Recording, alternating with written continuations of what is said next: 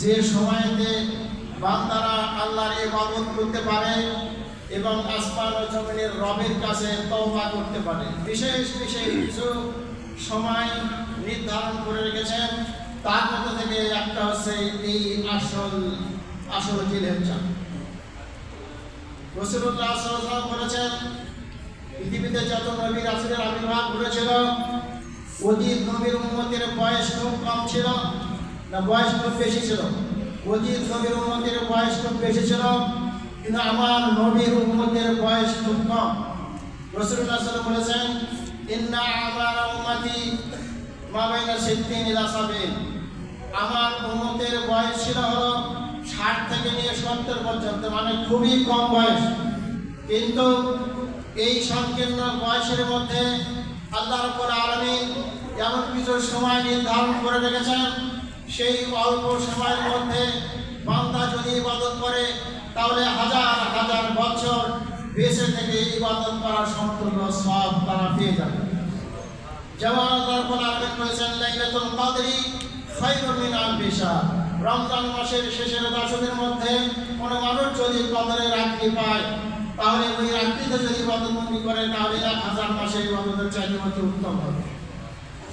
অল্প বয়স অল্প সময়ে আমল করে বহুদিন বেঁচে থাকার সমতুল্য আমল সংগ্রহ করা যায়। ঠিক তদ্রুপ আশুর জিলহিজ্জা। قال رسول الله صلى الله عليه وسلم أيام عشر ذي الحجة أفضل أيام الدنيا। এই পৃথিবীতে যত দিন আছে সমস্ত দিনের চাইতে উত্তম দিন হলো এই আশুর জিলহিজ্জা, মানে জিলহজ মাসের প্রথম 10 দিন।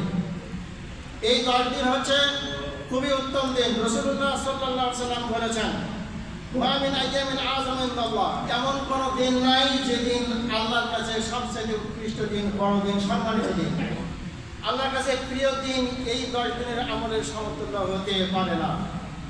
আল্লাহর কাছে সবচেয়ে গুরুত্বপূর্ণ দিন, ফজিলতপূর্ণ দিন, বড় দিন এবং মহব্বতের দিন হচ্ছে এই জিলহজ মাসের 10 দিন। রাসূলুল্লাহ সাল্লাল্লাহু আলাইহি ওয়াসাল্লাম বলেছেন, তোমরা কি করো? ফাকসুরু ফিহিন্না মিনাত তাহলিল।